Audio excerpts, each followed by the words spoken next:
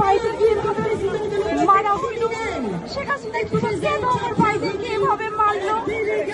আমি ফ্রান্সে আসি 10 তারিখে, আমার ভাইকে 19 তারিখে ওরা গণহত্যা করলো এইভাবে।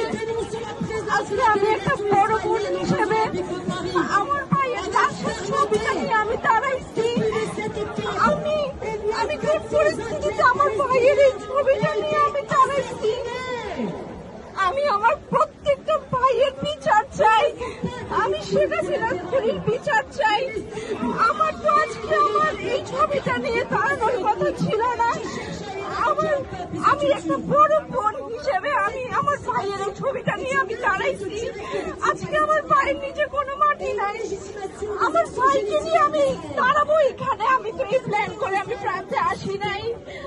আমি 10 তারিখে আসি, আমার ভাই 19 তারিখ শুক্রবার আমার ভাইকে ওরা হত্যা করে। আমার ভাইকে বাসার সামনে ওরা 19 তারিখে ওরা হত্যা করে এইভাবে। আমি এমন একটা ছবি আমি কিভাবে দেখি? আমি বাংলাদেশেও যাইতে পারতেছি না। বাংলাদেশের এই অবস্থা আমার ভাইরা